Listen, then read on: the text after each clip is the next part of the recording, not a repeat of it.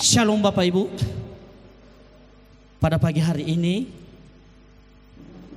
firman Tuhan kepada kita terambil daripada surat Petrus yang pertama ayat 18 sampai dengan ayat yang 19. Firman Tuhan kepada kita pada pagi hari ini sesuai dengan ayat hafalan kita terambil daripada 1 Petrus pasal 1 ayat 18 sampai dengan 19. Demikian kebenaran firman Tuhan. Sebab kamu tahu bahwa kamu telah ditebus dari cara hidupmu yang sia-sia, yang kamu warisi dari nenek moyangmu.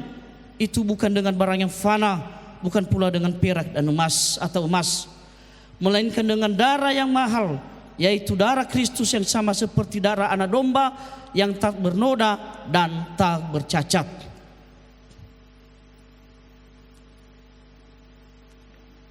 Bapak Ibu, pada pagi hari ini, pada bulan April ini kita masih dalam situasi perayaan Paskah.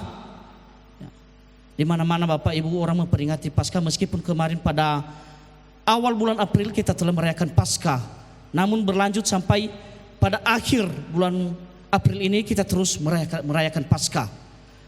Saya rasa nanti siang ada juga Paskah Gap dirayakan di tempat ini. Pada pagi hari ini firman Tuhan kepada kita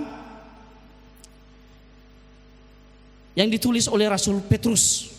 Bapak Ibu, sesuai dengan ayat hafalan kita, perlu kita mengetahui bersama bahwa Petrus ini merupakan murid daripada Tuhan Yesus. Petrus yang menuliskan surat adalah murid Tuhan Yesus.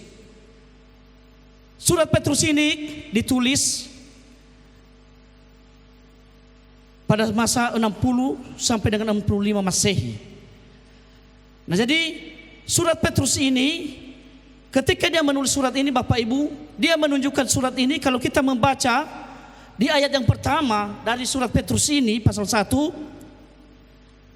di situ bahwa dikatakan bahwa Petrus menunjukkan surat ini kepada para pendatang yang tersebar di Pontus, Galatia, Kapadokia, Asia Kecil, dan Bitinia. Surat ini ditulis oleh Rasul Paulus kepada orang-orang Yahudi yang tersebar, yang tersebar di perantauan, ya, di mana pada saat itu Bapak Ibu dan saudara-saudara yang terkasih, ya, setelah kenaikan Tuhan Yesus terjadi aniaya yang luar biasa kepada pengikut Tuhan Yesus, maka banyak orang Yahudi dan pengikut Tuhan Yesus yang tersebar di berbagai Asia, di berbagai daerah Asia. Dan untuk itu Petrus menuliskan surat ini untuk mengingatkan jemaat yang ada di perantauan Bapak Ibu, khususnya di Asia. Nah, jadi pada pagi hari ini, ya, Tuhan juga berfirman kepada kita. Di situ dikatakan tadi di dalam 1 Petrus pasal 1 ayat 19, di situ dikatakan bahwa ya, sebab kamu tahu bahwa kamu telah ditebus dari cara hidupmu yang sia-sia, yang kamu warisi dari nenek moyangmu. Itu bukan dengan barang yang fana, bukan pula dengan perak atau emas. Pada kesempatan ini Rasul Paulus menuliskan suratnya ini kepada jemaat yang tersebar di perantauan. Dia mengatakan bahwa, menegaskan bahwa kamu itulah telah ditebus dengan darah yang mahal, Bapak. Kamu telah ditebus dengan darah yang mahal. Nah, jadi apa yang ditebus Bapak Ibu? Yang ditebus adalah ditebus dari dosa. Ya. Bapak Ibu, apa itu dosa? Dosa bukanlah hanya suatu kesalahan moral. Dosa bukan hanya suatu kesalahan moral, melainkan pelanggaran terhadap hukum Allah yang sempurna. Itulah dosa Bapak Ibu. Ya. Sekali lagi, dosa bukanlah hanya kesalahan moral, merupakan pelanggaran terhadap hukum Allah yang sempurna. Dan setiap pelanggaran yang dilakukan oleh orang menciptakan sebuah utang yang harus dibayar. Makanya dari sini Rasul Paulus menegaskan bahwa kamu itu telah ditebus dengar dari cara hidupmu yang sia-sia yang diwarisi oleh nenek moyangmu. Ada satu kalimat yang perlu kita garis bawahi di sini Bapak Ibu. Ada satu kalimat yang ditegaskan oleh Rasul Paulus bahwa ada suatu dosa atau ada suatu kesalahan yang diwarisi oleh nenek moyang. Ini tidak secara spontan datang Bapak Ibu. Ya. Apa itu dosa yang diwarisi ya oleh nenek moyang orang Yahudi pada saat itu Bapak Ibu? Ada satu kebiasaan yang merupakan kesalahan di hadapan Tuhan. Yaitu di mana bahwa orang Yahudi ini, orang Israel ini menganggap rendah yang namanya penebusan dosa. Menganggap rendah nilai yang namanya penebusan dosa. Kenapa Bapak Ibu? Karena kalau kita membaca di dalam perjanjian lama, jikalau seseorang itu berbuat dosa, maka harus ada yang dikorbankan. Memang awalnya Bapak Ibu, setiap orang yang mengorbankan itu mengucap syukur di hadapan Tuhan. Ya. Contoh seperti pertama sekali, ya, Kain dan Habil mempersembahkan korban di hadapan Tuhan. Mereka memotong anak domba Allah. Mereka memotong anak domba dan kemudian mempersembahkan kepada Allah. Nah jadi ini dia melakukan itu untuk mengucap syukur kepada Tuhan, mengucapkan syukur. Nah ketika Musa menerima hukum Allah, hukum Taurat di padang gurun, ya, maka Tuhan mengingatkan jangan berbuat ini, jangan berbuat ini, jangan berbuat ini. Dan setelah itu Tuhan pasti melihat bahwa orang Israel pasti berbuat dosa. Maka untuk menghapus dosa tersebut, ya, di dalam kitab Imamat kalau kita baca Imamat pasal 1 sampai dengan ayat yang ke-6, di situ dijelaskan bahwa jikalau seseorang berbuat dosa, dia itu harus membawa sesuatu dia kepada imam untuk dipersembahkan. Bapak Ibu, contoh misalnya, jikalau saya sudah berdosa, jikalau saya berbuat dosa, maka untuk mendamaikan saya dengan Tuhan, untuk menebus dosa yang saya lakukan, kalau misalnya saya hidup di perjanjian lama sekarang ini, maka saya itu mengambil anak domba yang tidak bercacat, tidak bercela, kemudian saya datang dan kemudian saya membawa kepada imam.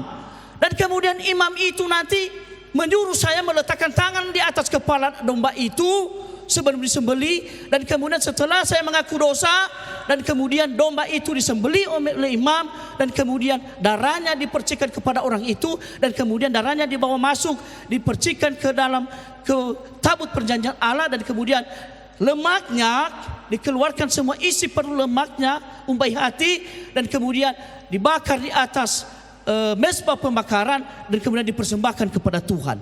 Setelah itu dipersembahkan kepada Tuhan dan dinyatakan orang itu dosanya telah terhapus. Itulah kehidupan orang di perjanjian lama Bapak Ibu. Jikalau seseorang itu berbuat dosa, berbuat seperti itu. Itu makanya jikalau kita membaca dari kitab Imamat 1 pasal 1 sampai dengan ayat ke-6, ada beberapa kali di situ diulangi tentang korban penghapus dosa. Jadi itulah konsep daripada perjanjian lama jikalau seseorang itu berbuat dosa Bapak Ibu. Makanya ketika Tuhan Yesus mengusir pedagang-pedagang di depan bait Allah, ya, semua yang berjualan di depan bait Allah, ya, diusir oleh Tuhan Yesus. Kenapa ada terjadi penjual di situ? Karena ini merupakan tradisi daripada orang Yahudi. Ya, tradisi orang Yahudi, ya, jikalau mereka berbuat dosa, maka tinggal mereka datang dan kemudian pedagang yang ada di depan bait suci itu udah banyak. Ada kambing domba. Jikalau kita melihat film Tuhan Yesus, jelas diperlihatkan di situ bagaimana Tuhan Yesus itu mengusir semua pedagang-pedagang di situ. Ada yang menjual domba, ada yang menjual kambing, ada juga meja penukar uang, ada juga yang menjual burung merpati, dan semua Bapak Ibu ada di tempat itu. Kenapa ada penjual di depan itu, di depan bait suci? Kenapa? Karena itulah tradisi orang Yahudi untuk menghapus dosa Bapak Ibu. Memberikan persembahan, ada persembahan keselamatan, ada korban sajian. Dan jadi sehingga kalau mereka itu datang, tidak lagi membawa dari rumah Bapak Ibu. Tidak membawa dari rumah korban, dan kemudian datang ke bait suci untuk menyerahkan kepada imam yang bertugas pada saat itu. Jadi ini merupakan kebiasaan mereka. Mereka datang di hadapan di bait suci dan mereka melihat karena udah banyak pedagang, mereka tinggal beli, oh pilih ini, diambil ini, dan kemudian mereka bawa masuk kepada imam, ya, untuk diperdamaikan dengan Allah. Untuk diperdamaikan dengan Allah.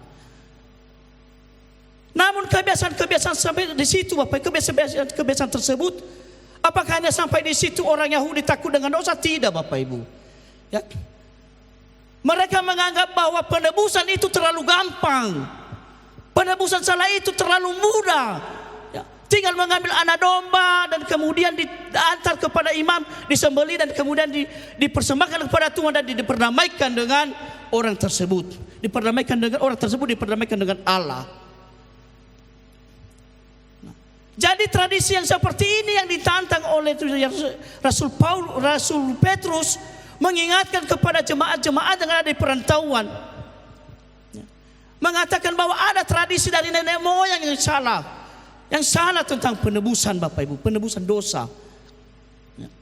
Maka di dalam suratnya kepada kita pada pagi hari ini, ya, di situ dijelaskan bahwa sebab kamu tahu bahwa kamu telah ditebus, ya, dari cara hidupmu yang sia-sia yang kamu waris dari nenek moyangmu, itu bukan dengan barang yang fana, bukan pula dengan emas atau perak. Ya. Petrus mengingatkan, Bapak Ibu, ya, bahwa kamu telah ditebus. Kita di semua yang ada di tempat ini, kita percaya bahwa kita telah ditebus. Amin. Itu makanya, Bapak Ibu, saya juga terkejut. Ya. Kemarin ada warga jemaat kita di Badabasera Nias meninggal Bapak Maevan, dan di situ ada pertanyaan Bapak Pendeta. Apa yang dikatakan Bapak Pendeta? Ada apa yang ditanya Bapak Pendeta? Dia bilang, saya tanya kepada kita semua di tempat ini, siapa yang yakin hari ini dia telah diselamatkan? Tolong angkat tangan. Ada yang ragu-ragu begini, ada juga yang tidak mengangkat tangan, ada juga yang mengangkat tangan tinggi-tinggi, Bapak Ibu. Bapak Pendeta mengatakan lagi, Bapak Gembala bertanya lagi, saya tanya kepada kita semua di tempat ini, siapa yang yakin bahwa dia telah ditebus oleh Kristus? Ya. Kemudian ada juga, ya, seperti tadi ada yang mengangkat tangan, ada juga yang tidak mengangkat tangan, Bapak. Kenapa terjadi hal yang demikian, Bapak Ibu? Ada juga banyak orang, ya, dia menganggap dia ini tidak layak di hadapan Tuhan, dia telah berdosa. Makanya dia tidak mengangkat tangan, dia tidak yakin kalau dia itu telah ditebus oleh Kristus. Saya percaya kita semua di tempat ini telah ditebus oleh Kristus. Amin. Saya percaya, Bapak Ibu, ya, saudara dan saya yang ada di tempat ini, ya, melalui nas Alkitab pada pagi hari ini menjelaskan kepada kita bahwa kita semua ditebus, telah ditebus dari, ya, cara hidup kita yang sia-sia, dari dosa, Bapak Ibu.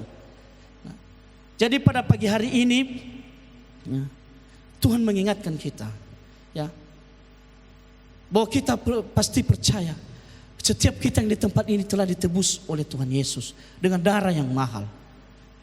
Nah, jadi Bapak Ibu dan saudara yang terkasih, firman Tuhan kepada kita pada pagi hari ini, ya, ada satu cara hidup yang sia-sia, ya, cara hidup yang sia-sia yang membawa kita kepada kehancuran, yang membawa kita tidak percaya bahwa Tuhan Yesus telah menebus kita. Melalui pemberitaan firman kepada kita pada pagi hari ini, ya, kita di tempat ini juga meskipun kita berbeda, Bapak Ibu, dengan orang Yahudi, ada istiadat kita berbeda. Ya, orang Yahudi beda dengan orang Nias, ya, beda, Bapak Ibu. Jangankan kita orang Yahudi dengan orang Nias, kita aja di dalam kepulauan Nias ini, di dalam satu suku Nias yang ada di Nias ini, ya, jarak antara kampung yang satu dengan yang kampung satu kalau kurang lebih 4 kilometer, itu sudah ada perbedaan tradisi, ya, ada perbedaan adat, Bapak Ibu, sedikit, ya. Jangankan kita ada perbedaan antara kita dengan orang Yahudi, sedangkan satu kepulauan ini saja ada banyak perbedaan, ya, ada banyak perbedaan, Bapak Ibu. Nah, jadi pada saat ini, Bapak Ibu, Tuhan Yesus, ya, kita yang ada di tempat ini juga berlaku firman Tuhan yang disampaikan Petrus kepada kita pada pagi hari ini. Apa itu yang pertama, Bapak Ibu? Yang pertama bahwa kita juga telah ditebus dengan cara hidup kita yang sia-sia yang kita warisi dari nenek moyang. Ada enggak karakter atau sifat yang kita warisi dari nenek moyang yang sia-sia Bapak Ibu dan saudara yang terkasih? Ada. Ya. Kemarin di Komsel saya menyampaikan hal ini. Ya, yaitu yang pertama, ada contoh yang pertama cara hidup kita yang sia-sia yang kita warisi dari nenek moyang, yaitu yang pertama adalah ya, ada sifat kita orang Nias ini yang luar biasa, ya, yang terkenal, yaitu lebih baik mati daripada malu. Ya. Mohon maaf, bukan hanya orang Nias, kita juga yang ada di tempat ini. Saya rasa ada seperti itu, karakter yang seperti itu. Apakah karakter yang seperti itu langsung ada di dalam diri kita? Tidak. Karena itu sudah ada sejak dari nenek moyang kita. Ya, mohon maaf Bapak Ibu. Ya, makanya kita, ya, orang Indonesia cepat tersinggung. Ya. Kita yang ada di tempat ini kalau cepat tersinggung berarti ini warisan dari nenek moyang itu sudah kita warisi Bapak Ibu. Ya, cepat tersinggung. Ya. Kenapa? Karena tidak mau dipermalukan, tidak mau direndahkan, ya, tidak mau dikucilkan. Ya. Ketimbang saya dipermalukan, mendingan saya mati daripada malu. Ya. Itu sikap yang itu dosa warisan yang apa Bapak Ibu? Itu merupakan masuk ke dalam dosa. Ya. Dan ini bukan hanya mitos Bapak Ibu. Istilah perkataan ini yang mengatakan kita sebagai orang Nias, misalnya kita orang Nias, lebih baik mati daripada malu. Itu terjadi di masa lalu, di masa zaman-zaman nenek moyang kita. Ya. Kalau masa-masa lalu Bapak Ibu, kehidupan nenek moyang kita, kalau kita melihat sejarahnya, ya, prinsip lebih baik mati daripada malu ini sudah ada. Dan ini benar-benar terjadi. Ya, benar-benar terjadi Bapak Ibu. Ya. Benar-benar terjadi. Nah, jadi sampai saat ini kita yang ada di tempat ini telah ditebus oleh Tuhan Yesus dari sikap seperti itu. Amin. Ya. Bapak Ibu, kemarin saya khotbah pertama sekali Bapak Ibu. Pertama kemarin saya khotbah di tempat ini, ya. Dan saya merasa malu sendiri. Kenapa saya merasa malu? Karena saya tidak tahu apa yang saya khotbahkan. Kenapa? Ya, meskipun sudah ada persiapan Bapak Ibu. Baru saya menyadari, oh Tuhan Yesus, rupanya mimbar ini, ya, kita yang ada di tempat ini, kalau tidak ada persiapan bagaimana kita hubungan kita dengan Tuhan, ya, jangan coba-coba naik di atas ini hanya dengan kepintaran Anda. Ya. Kalau misalnya Anda, oh saya tahu lagu itu, ya udah, saya tahu bagaimana main keyboardnya, saya tahu bagaimana gitar bassnya, saya tahu bagaimana. Kalau kamu tidak ada hubungan dengan Tuhan, berdoa, ya, membaca firman Tuhan dan berhubungan intim dengan Tuhan, Anda pasti tidak ada nilainya di depan ini. Demikian yang saya alami Bapak Ibu. Ketika pertama sekali saya khotbah di atas ini kedua kali Bapak Ibu. Ini kedua kali. Pertama saya khotbah di atas ini, saya tidak ada apa-apanya. Saya bilang, saya merasa malu. Saya pulang, saya tidak bisa menatap wajah orang semua. Kenapa? Saya bilang, aduh. Ya, padahal sudah saya siapkan khotbahnya, sudah saya catat semua, saya sampai dulu. Tapi persiapan di hadapan Tuhan kurang. Ya, apa yang saya katakan? Ya udahlah.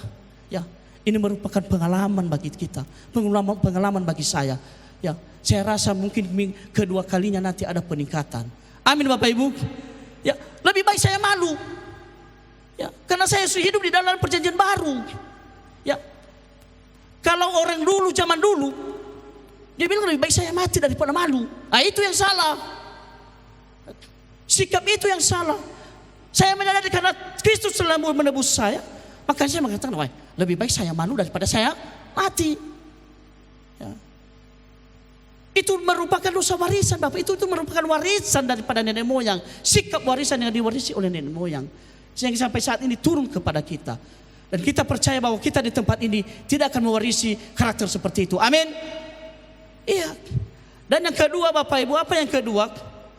Ya, apa warisan nenek moyang yang ada, ya, yang sering kita miliki sampai saat ini adalah menganggap rendah nilai pendidikan. Menganggap rendah nilai pendidikan Bapak Ibu. 3 minggu yang lalu kami komsel di rumah. Ya, karena ini situasi, misalnya kami keluarga ngumpul, kami komsel di rumah, ya kemudian kami ceritanya gini Bapak Ibu. Ya, karena kami rata-rata di tempat ini orang tua, ada banyak yang tahun ini anaknya tamat. Ya, kami sering bertanya, iya, opa kalau anak kamu, iya sih ini ya tamat SMA ya, iya. Ini melanjut ke mana? Ya rencana melanjut ke sana dan ada satu juga orang tua. Ya, ketika dia bercerita, kami tanya juga, gimana menurut Bapak? Ya ini kami dengar anak Bapak ini mau tamat ini tahun ini bagaimana?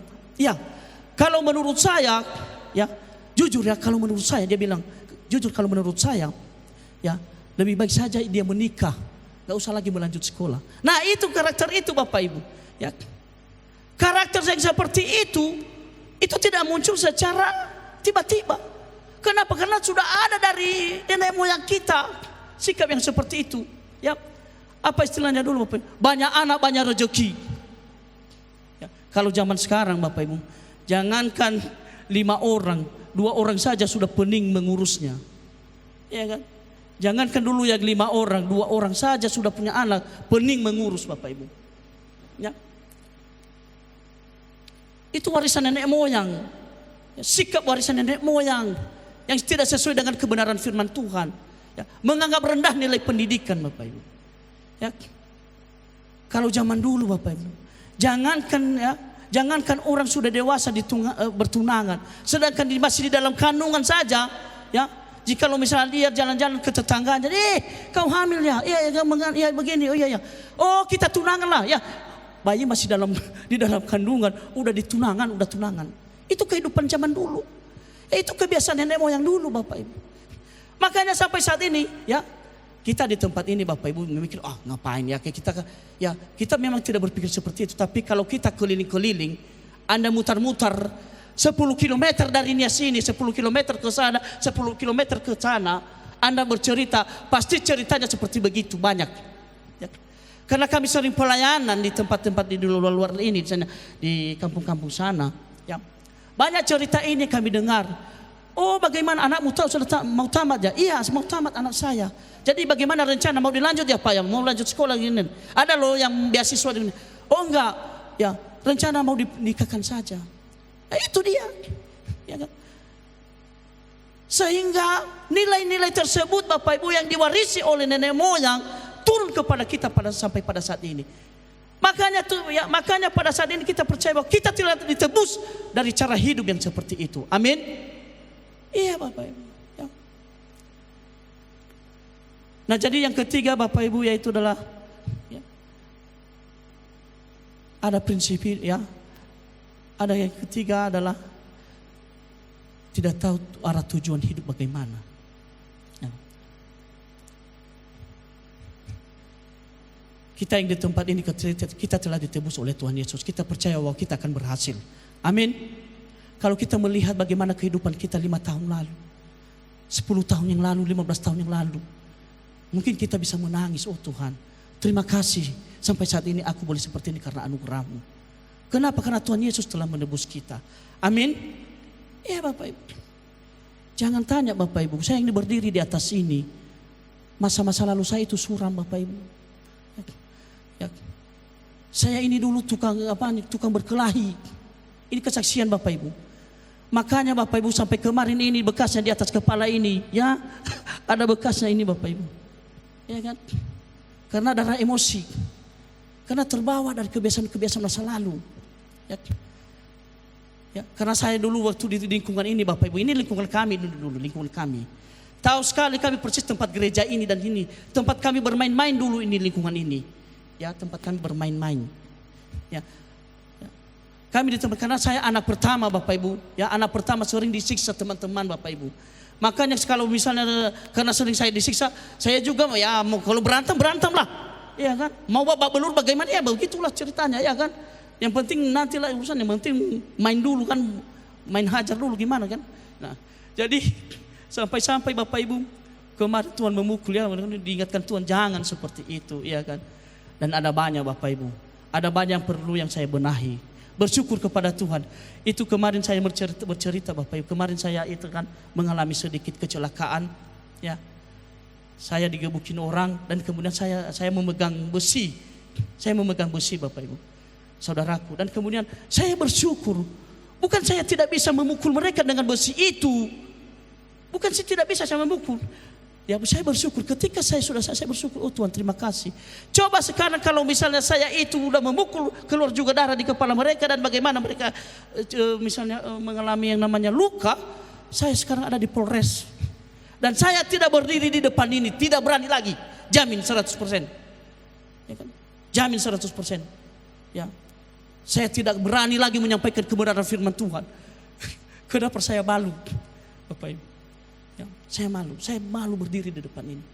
Jadi oleh karena anugerah Tuhan Bapak Ibu, ya anugerah Tuhan, saya masih berdiri di tempat ini. Meskipun Bapak Ibu, ya kemarin itu saya sekarat, dinyatakan lewat Bapak Ibu, lewat. Ya sempat nyawa ini melayang Bapak Ibu, melayang. Ya kan saya tahu. Kemudian mengikuti makanya Bapak Ibu sampai saat ini, ya saya berjanji di hadapan Tuhan, Tuhan berikan aku kesempatan untuk melayani Engkau. Pada hari ini, ya firman Tuhan kepada kita, ya ada tiga hal tadi yang perlu kita renungkan, yaitu yang pertama bahwa Tuhan telah menebus kita dari cara hidup kita yang sia-sia, yang kita warisi dari nenek moyang. Ada beberapa lagi contoh-contoh dosa, sikap dan yang membawa kepada dosa yang kita warisi daripada nenek moyang kita. Nah jadi pada pagi hari ini Tuhan mengingatkan kita, dan kemudian yang kedua Bapak Ibu, ya, yang kedua ya, bahwa kita itu harus memiliki tujuan hidup yang jelas. Jikalau hari ini kita mati kemana? Kemarin jam 3 lewat jam 3 terjadi gempa. Atau ada yang tidak merasakan gempa di tempat ini kemarin? Ya. Bertobat kita kalau gempa yang terjadi semalam kita tidak merasakan Bapak Ibu. Ya. Coba seandainya kalau misalnya gempa itu kemarin menewaskan kita, ya, membuat kita bertemu dengan Tuhan Yesus, ya. Kita di tempat ini, apakah kita bisa pastikan bahwa kemanakah kita setelah mengalami kematian? Ya. Apakah bertemu dengan Tuhan Yesus atau bertemu dengan iblis? Ya. Jadi pada kesempatan kita bersyukur kepada Tuhan, ya. Bapak Ibu pada pagi hari ini, ya, melalui pemberitaan firman Tuhan, marilah kita merenungkan kehidupan kita, bahwa besarlah penebusan Tuhan Yesus di dalam diri kita, sehingga kita boleh berkata, Tuhan Yesus terima kasih Engkau telah menebus kami. Amin. Ya, orang yang telah ditebus Bapak Ibu, terakhir orang yang telah ditebus takut berbuat dosa.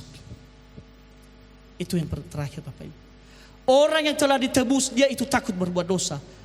Pertama tadi saya jelaskan ditebus dari mana? Ditebus dari dosa Bapak Ibu. Dan ketika kita telah ditebus dari dosa, maka kita percaya bahwa kita lagi takut dengan berbuat dosa Bapak Ibu. Yang lucunya ada banyak hamba Tuhan Bapak Ibu, ada banyak pengerja gereja, dia sudah melayani namun tidak takut dengan dosa. Tidak takut berbuat dosa. Kenapa? Karena dia menganggap rendah yang namanya pengampunan ini, penebusan ini. Dia bilang, nanti kalau juga saya misalnya berbuat dosa lagi, saya akan berdoa dan mengaku dosa di hadapan Tuhan. Iya benar Bapak Ibu, Tuhan pasti mengampuni. Di dalam Yesaya pasal 1 ayat 18 apa yang dikatakan Tuhan? Ya. Sekalipun dosamu merah seperti kermizi, akan menjadi putih seperti salju. Dan sekalipun dosamu merah seperti kain kesumba, akan menjadi putih seperti bulu domba. Ya. Betapa Tuhan itu mengasihi kita, betapa Tuhan itu menyucikan kita Bapak Ibu.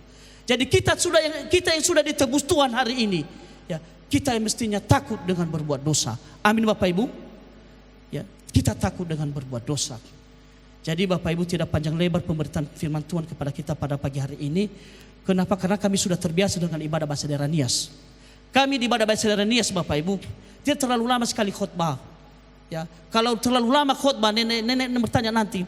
Ya, pernah Bapak Ibu ada 10 poin, ada yang khotbah sampai 10 poin disampaikan. Ditanya sama aku, pergi dia ke kamar mandi, dia tanya, "Enogu, ada di mana nyuwanya adun?" Ukenya, nenek, dah nyuwanya bimeh deh, de manu di boda. Terlalu panjang sekali. Ya, kami di Basilica Nias Bapak Ibu, 15 menit sampai setengah jam udah siap khotbahnya. Kalau terlalu lama sampai 15 poin, wah, gak masuk lagi di otak Bapak Ibu, gak masuk lagi di hati. Nah, jadi pada saat ini, pada pagi hari ini kita bersyukur kepada Tuhan, ya, masih dalam situasi perayaan Paskah, hari ini kita percaya bahwa kita semua di tempat ini diselamatkan karena kita telah ditebus oleh Tuhan Yesus. Amin. Saya mewakili tempat ini. Saya bertanya kepada kita semua, siapakah yang sudah diselamatkan di tempat ini? Angkat tangan. Siapakah yang sudah percaya di tempat ini bahwa dia telah ditebus oleh Tuhan Yesus? Kita percaya bahwa kita semua telah ditebus oleh Tuhan. Kita pasti akan masuk surga. Amin. Demikian pemberitaan firman Tuhan pada pagi hari ini. Tuhan Yesus memberkati. Mari kita berdoa.